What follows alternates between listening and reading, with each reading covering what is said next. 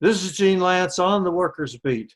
I've cornered Kenneth Williams again because you made an hour-long presentation that was on YouTube. What was that all about? It was called A Republic If You Can Keep It. And the purpose of the publication was to discuss what I think is a threat to our republic that comes from President Donald Trump, because, as he has suggested, he may not accept the results of the November election. And essentially, I'm talking about what does that mean? In what ways does he threaten the republic? And finally, I talked a little bit about some of the things that I think that we as citizens can do if he tries to illegally remain in office.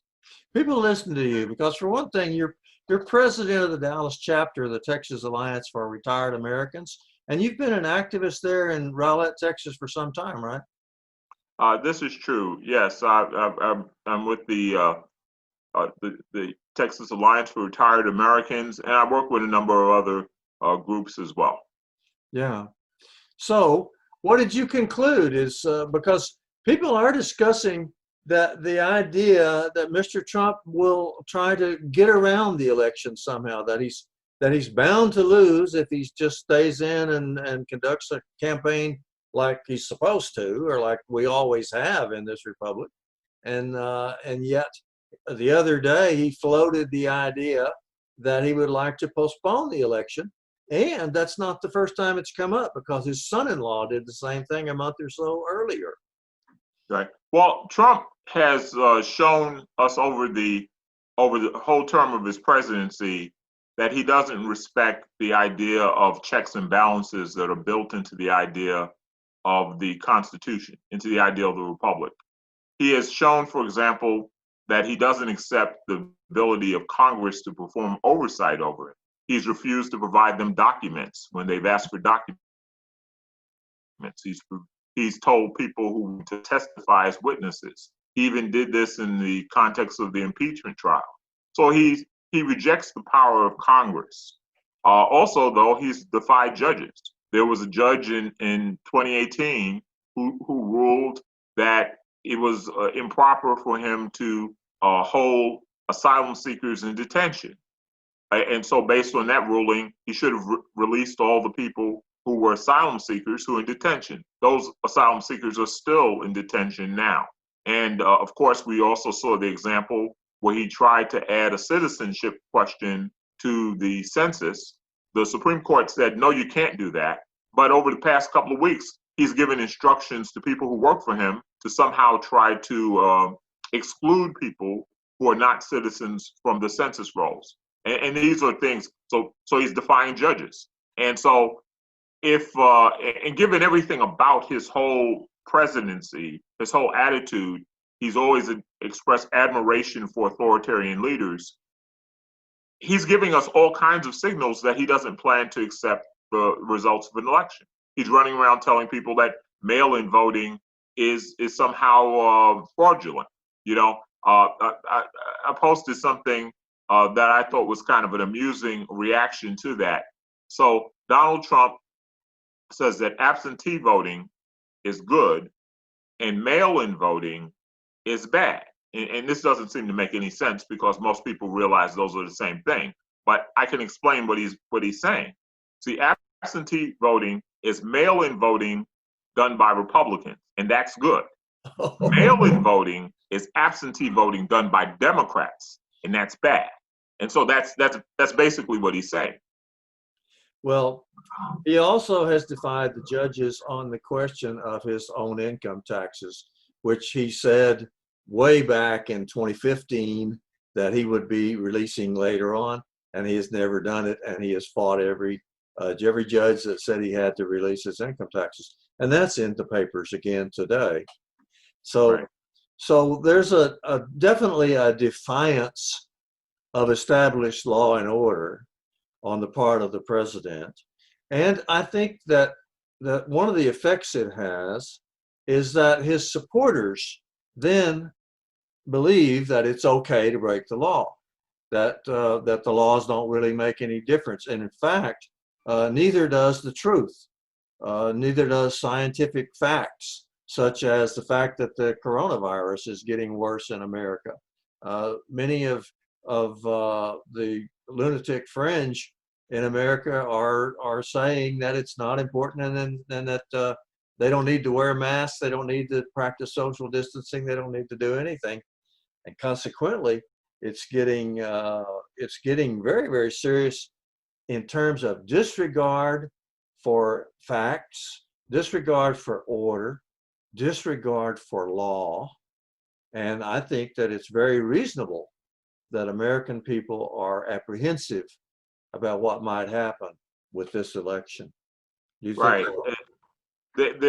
Many of his followers believe that the coronavirus is a hoax, even though it's killed more than 150,000 Americans. The thing about the interesting thing about Trump's followers, and you raised this question about law and order. Their vision of law and order is seen through a prism. It's a little bit like the thing I said about mail-in voting and absentee voting. There's one version of how that's supposed to work vis-a-vis Democrats, and there's a different version of how it's supposed to work for Republicans. Give you a recent example. Trump encouraged armed men to go into state legislative offices to, quote unquote, liberate the states. He encouraged them to do that in Michigan, in Minnesota, in Virginia. And that was okay. But when Black Lives Matter protesters go in the street, he needs to send stormtroopers all the way to Portland, Oregon to somehow stop them and preserve order. So their perception of law and order depends upon the political views of who they're talking about. So angry white guys, they can bring guns to a demonstration. Other kinds of people, even cardboard is not legitimate for them to bring to a demonstration. So it's a different standard, because the Republican Party, something has happened to it. It has become an authoritarian party. And when you have authoritarians, they still claim civil rights for themselves while denying civil rights for other people. And that's the authoritarian viewpoint. We have the right to vote. We have the right to demonstrate. You do not. When you do it, it's illegitimate, it's rioting, it's anarchy. When we do it, it's the First Amendment, it's the Second Amendment. This is the kind of thing you're going to get from Republicans, a completely skewed view of reality in which everything they do is legitimate, and everything that's done by Democrats or by the left more broadly is somehow anarchy that must be controlled. And that's Kenneth go ahead. Williams, I'm glad you brought up the business of firearms, because we had a couple of incidents last week near where we live in Dallas, in the Dallas area. There were incidents in Weatherford and in Tyler where armed hoodlums interrupted peaceful protesters. In Weatherford, it was a Black Lives Matter protest, and they were trying to get a Confederate monument taken down. And the city at that time was saying that it was going to come down. Now they're saying that they're going to keep their Confederate monument after the confrontation that happened in Weatherford. Now in Tyler, they weren't even talking about Black Lives Matter. They were talking about something else. But a Support the Blue, Back the Blue rally was scheduled right in front of them, so that a bunch of armed hoodlums were still there to disrupt the meeting that I think it's candidate named Hank Gilpin, who's running against Congressman Louis Gohmert, was trying to hold a peaceful discussion. And suddenly they had all these armed hoodlums around them.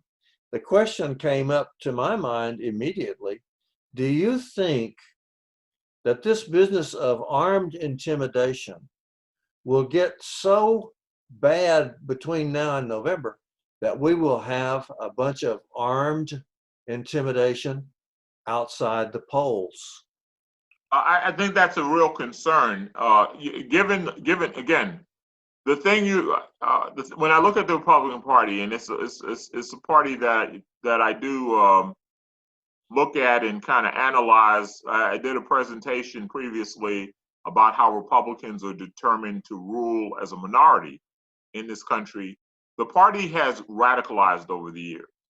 They are determined to hold power. They don't think that Democrats have the right to hold power, and they interpret any attempt by Democrats to participate in democracy as fraud. If Democrats vote in person, it's fraud. Now, if Democrats vote by mail, it's fraud. If Democrats vote, it's fraud. And that's an argument that they make. But there's an awareness in this extreme party that they are a minority. There's a reason why they want to purge people from voter rolls and why they are creating all these laws about special voter IDs and that sort of thing. You don't do that because you think most people are on your side. You do that because you realize you don't have enough voters to win the election legitimately. And so your strategy is reduce the number of voters on the other side. They don't have a strategy for persuading people to come to their side. I mean, they're not talking to these other communities they don't like to say, here's the good reasons why you should support the Republican program. They don't really try to do that. They mostly insult and attack people who don't agree with them. And then their next move is, but we'll get our guns if you try to challenge us for power. That's basically their attitude. And so I would actually be surprised if we don't see more attempts by supporters of this president to use firearms as a way to tip the balance in their favor, because as we see with the polls, and of course, polls can change, there's a high probability Trump is going to lose the next election if people are allowed to vote. And so, and the last thing I said, if people are allowed to vote, that's the big if. They're trying to figure out how to stop people from voting. Trump right now is suing the state of Nevada because they want to let people vote by mail. I don't know what the legal theory for that would be for a president to sue a state. First of all, states get to decide how they want to manage their elections. That's been true forever.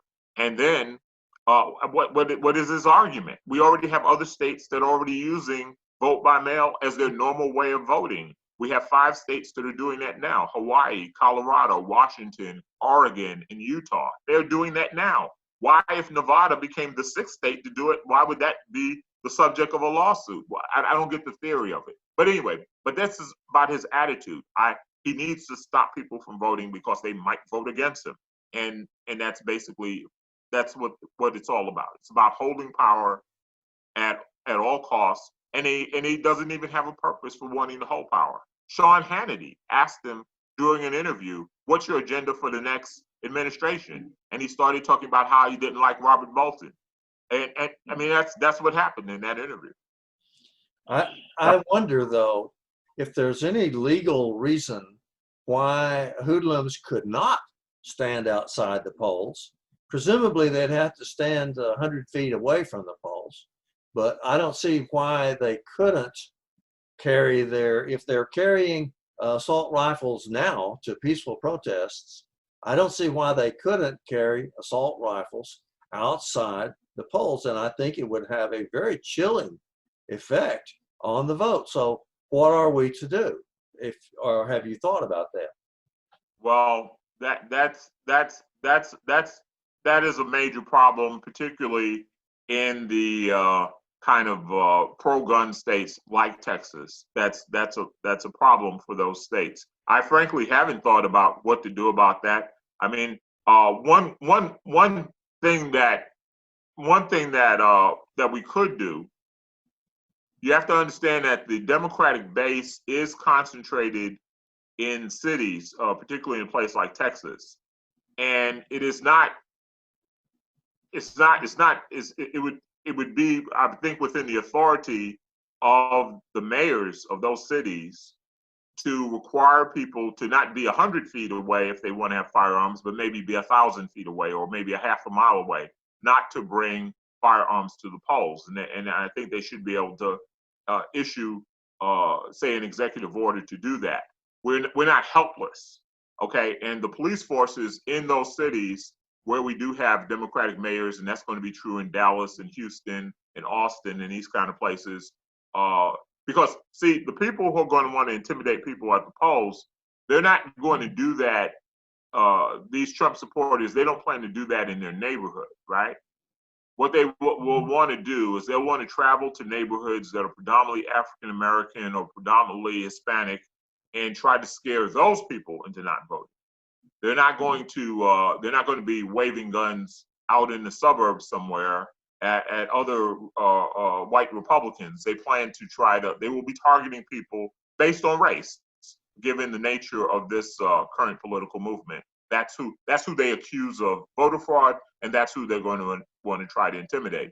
Now, you could have some really ugly situations because, you know, there are people in those communities who are not just going to roll over either.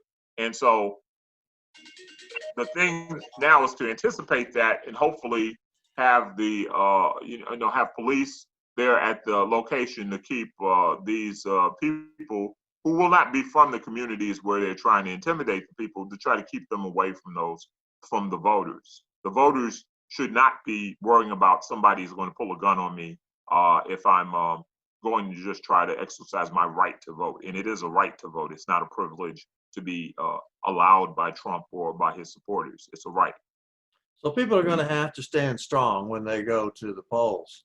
And I would like to make the point that the entire question of the will of the people being exercised in November and going forward from here pretty much depends on whether or not the people are organized. So if people are organized, they might be able to stand up to the fight against our rights. And if they're not, they'll be depending on basically on the armed forces. And I think it started to come up. It was in the Washington Post today that people are worried that the armed forces may support Mr. Trump if he decides to just set the election aside. Do you have an opinion on that? Yeah, I have a pretty strong opinion on that.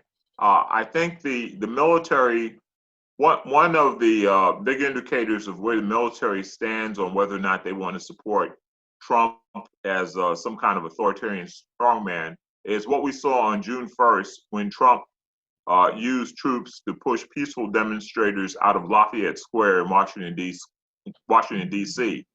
He had the chairman of the Joint Chiefs of Staff, General Milley, walk with him as he went across the street to hold a Bible up in front of a church. General Milley apparently thought about that and realized that that was not really the right thing for him to do as the chairman of the Joint Chiefs of Staff. And he came back and apologized and said that was not the military's role.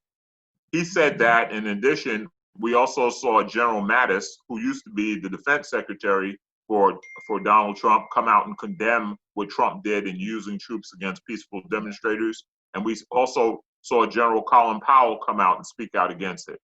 In addition, over the years, a number of senior military officers, flagship officers, I remember there was an admiral whose name I don't remember right now, who at the time that Trump took away the security clearance of the former head of the CIA, said, hey, you can take mine too, because I'm not going to support this move toward autocracy. And this is something the gentleman said a couple of years ago. Trump's support in the military, there are some people who assume, well, the military is this top-down disciplined organization, so they'll do anything Trump will say. Well, you have to understand that military officers are trained in the concept of lawful orders. Every order is not a lawful order. And if Trump gives people the illegal order to go help him stay in the White House after he loses the presidency, that's not going to be a lawful order. Now, I don't really know what's going to happen. Nobody does. But I think the statements of these senior generals gives us some indication, because the senior military officers are kind of a small brotherhood, and it's mostly a brotherhood. There are not that many female general officers. And these guys, they've been in the military 25 or 30 years. They've served together. They've gone to various war colleges and military training things together. They've shared assignments. The thinking of this group of people is going to tend to coalesce in general. If they were all for Trump, we would be in a lot of trouble. But what we've seen visibly is lots of them don't agree with Trump. And you can't really do a coup d'etat if you have lots of opposition within the military itself. Don't get me wrong. There may be some senior officers who absolutely support Trump and would do it. But you can't do this with just a few of the officers. You need to have overwhelming support, because as soon as you only have if you have any division, then you end up having, well, this division is with Trump and this division is against Trump. That becomes a different kind of problem. And Trump isn't really good at organizing things like this. Look at how many times he's been caught in his various schemes and scams. I have no illusion we've caught him all the time, but he's been caught quite a few times. That's why he got impeached. And then let me say one more thing about the military. It's not just the senior officers. There was a poll in a newspaper called the Military Times that serves the military community, active duty military community. And in December 2019, it found that 50% of the troops, that means we're talking about enlisted people, we're talking about company grade officers, 50% don't like Trump. 50% of them are anti-Trump, and only 42% of them like Trump. And those numbers kind of look similar to what we see in the general population. And and also what's notable about this poll, it occurs before the coronavirus pandemic broke out. Think about that. And remember that aircraft carrier where the commander of the ship got fired after he tried to save his men from the coronavirus outbreak? Well, those men, they gave him a standing ovation when he was fired by Trump and driven off the ship. You don't think those guys remember what that commander did and who fired him? I'm telling you, Trump is not as popular in the military as some people assume, people who are not familiar with the military. Myself, I served in the Air Force for 12 years. I have, a little bit of idea of what military culture is. And so, no, I don't think he has the military. In fact, the fact that Trump created his own little, his kind of little patched together stormtroopers, where he took people from the Border Patrol and from ICE, and he put them in fatigues, and he sent them out there to beat up people in Portland, Oregon. He wouldn't need to do that if he had the Army and the Marine Corps. Yeah, it's a good point. So no, I don't think he has the military. Now, I don't know that they'll intervene on favor of the Constitution or if they'll just stay on the sidelines, but I don't think they're going to come out in his favor to just do whatever he wants. So we think that American democracy will stand strong. Nevertheless, I want to recommend that everybody consider the importance of organizing. If we're organized, we can win. I want to thank Kenneth Williams for sharing your analysis with me today. This is Gene Lentz on the Workers Beat.